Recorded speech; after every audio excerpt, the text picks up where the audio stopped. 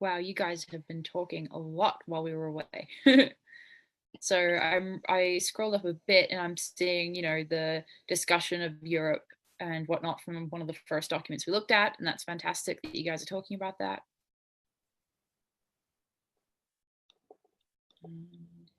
Yeah, and Hope Kesselring talking about the economy being based on war. Absolutely, definitely. I really like the phrase "economy of death" because I think it's pretty literal. It's time we started thinking of war as a business opportunity. Oh wow, I didn't know that that was a direct quote from her. Thank you. Angel Tibbs wrote, "Quote: It's time we start to think of war as a business opportunity," and that's the end of the quote. And it's from Hillary Clinton. Wow. That is not a quote that I'm aware of. That's pretty shocking.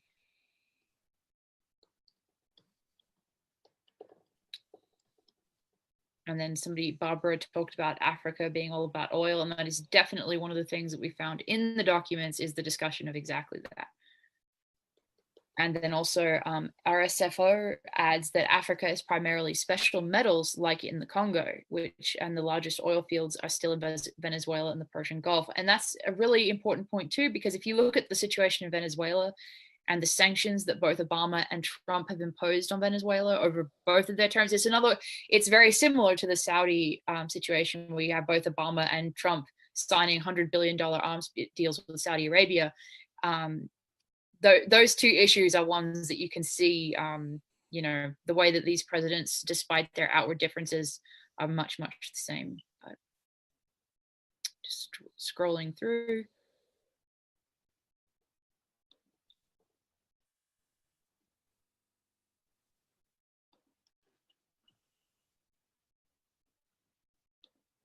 Yeah, RSFO, that was a great comment.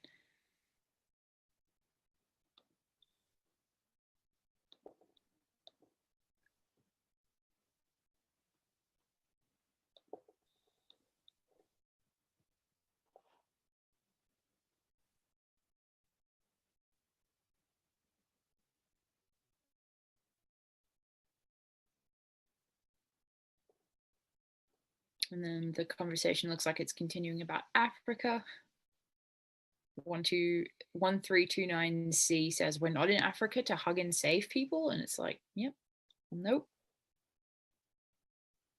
Yeah, and Hope Kesselring says we're punishing Venezuela, and that's absolutely right. So actually, and I just want to say this because at one point I considered writing an article just on the sanctions against Venezuela that Trump and Obama have both put in place, because sometimes on social media, you see something that's so ridiculous that you just stop your entire day and you have to write an article about it, or at least that's how my life goes sometimes.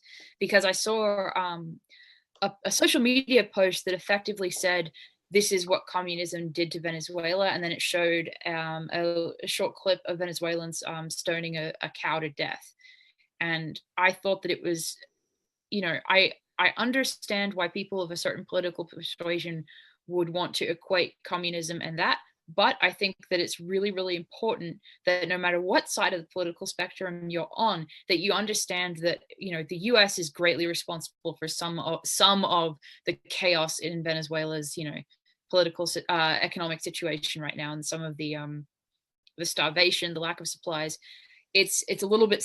I would compare it sort of slightly to the situation with Saudi Arabia and Yemen, and them choking their ports in Yemen to prevent them getting aid. So, I don't pretend to be an expert in the subject, but that's my opinion.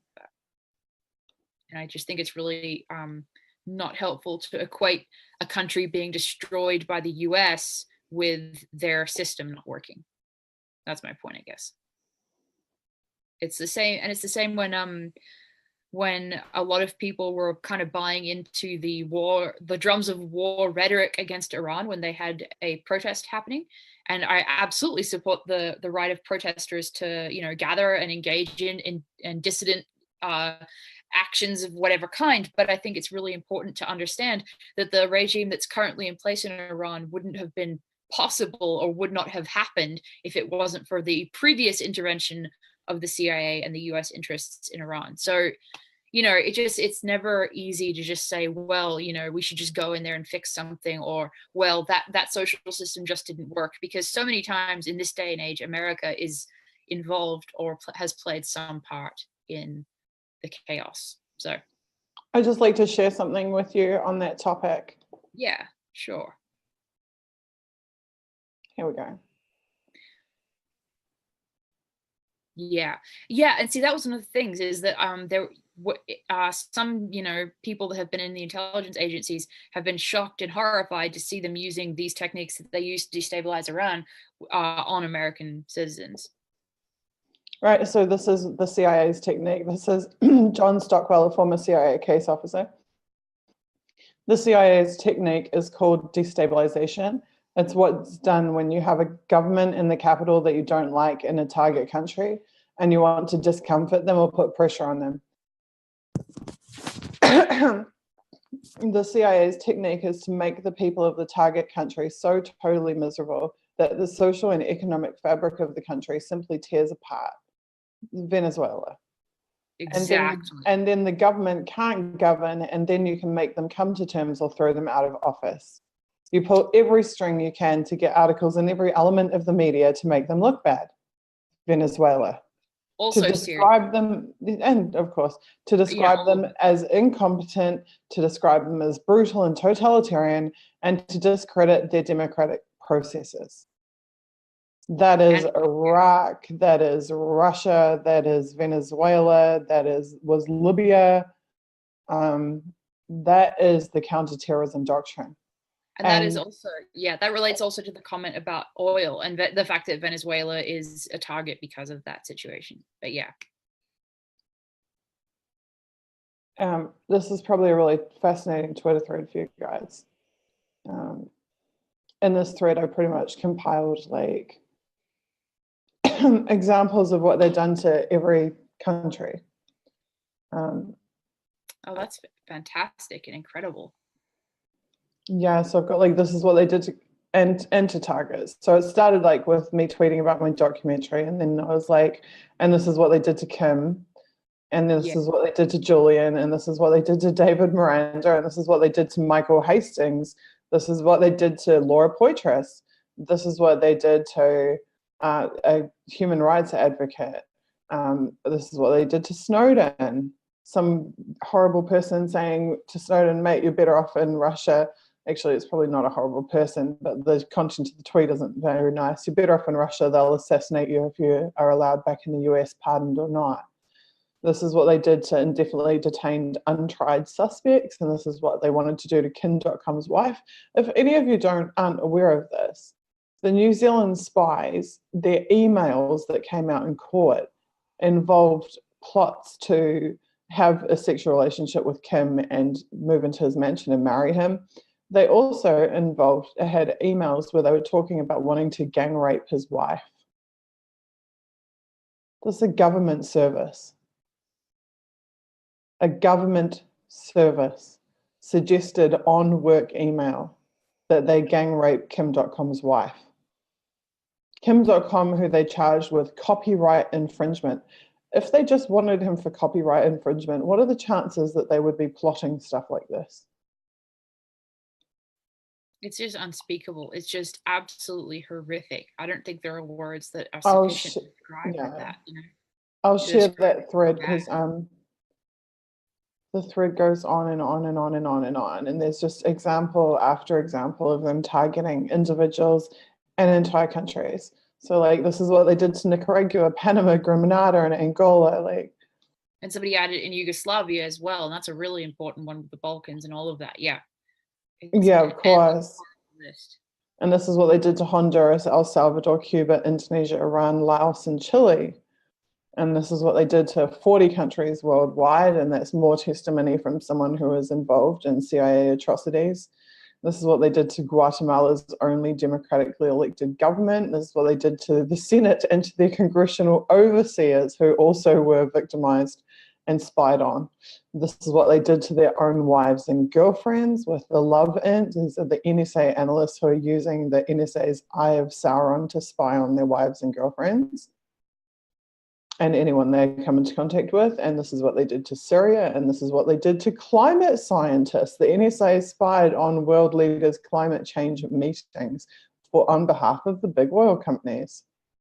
And this is what they did to environmentalists. Doctors and child poverty agencies, NSA and GCHQ, spied on UNICEF, spied on allies, aid groups, and businesses. And this is what they did to David Kelly, the Iraq weapons inspector, who said that there was no weapons of mass destruction. This is what they did to a Libyan protester. He was abducted and tortured by MI6 and CIA and Gaddafi under a US-led rendition program. You need to, if you haven't already, you need to just turn this list into a decipheru.com style like bullet point article, because this is incredible and it deserves to be more than a Twitter list, I think. It definitely is worth more than just a thread, even though it's an incredible thread. I think, yeah.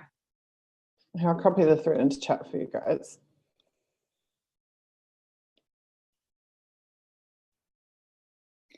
YouTube always chooses the weirdest freeze frames as screenshots. It always chooses the worst. And that's why, like, the beginning of the thread, I'm like, I will never side with the out of control Western intelligence agencies, because this is what they do to targets. Like, how can you read this list and ever support the people that do this?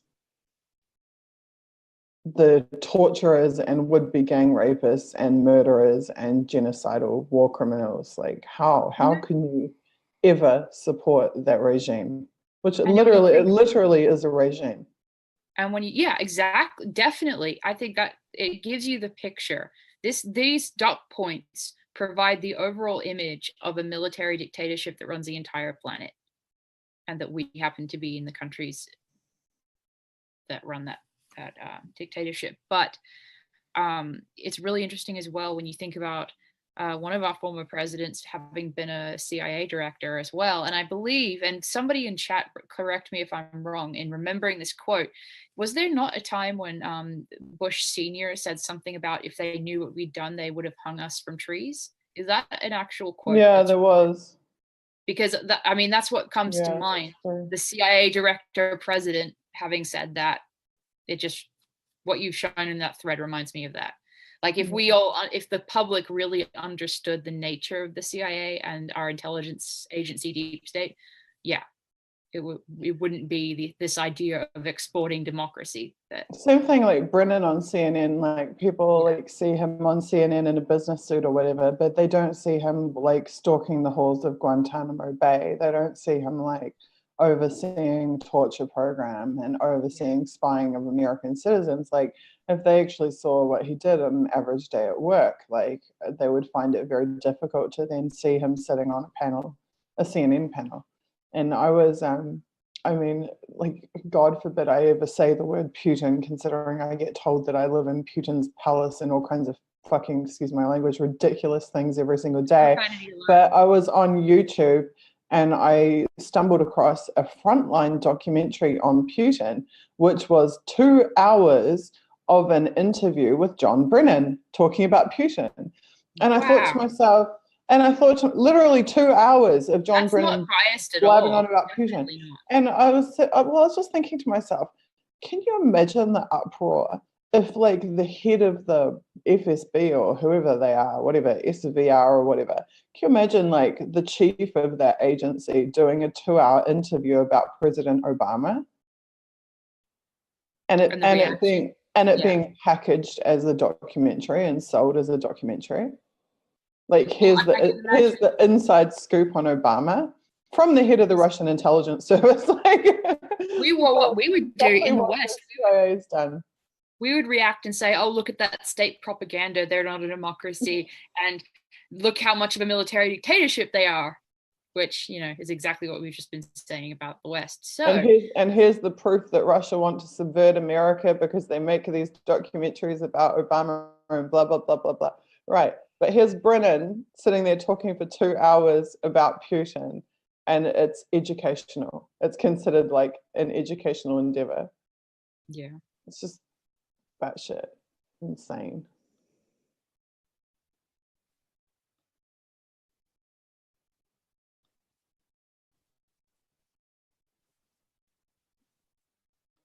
Yeah, and the known cases of the CIA and other agencies actually experimenting on American citizens as well is well documented and also horrifying. So this isn't something they just export. It's also done to their own citizens that they're supposed to be, theoretically protecting. And yeah, like I think I'd have to look up the agency that was involved with the Tuskegee experiment was one of the ones I was thinking of just now. Matt says they target anyone who even uses the name of target as a subject in their conversation. It is so true. It is so true.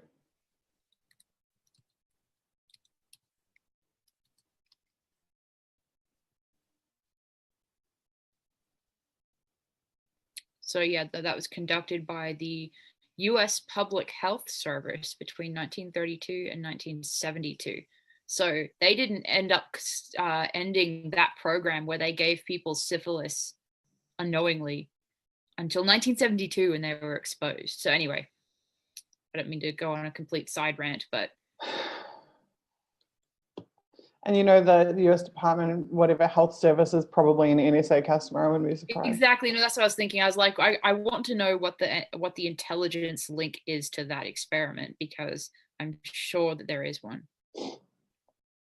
And yeah, that was only revealed in 1972 by a whistleblower, Peter Buxton, which led to major changes in US law and regulation and protection of people in clinical studies and informed consent. But the fact that in 1972 that was still happening, absolutely disgusting.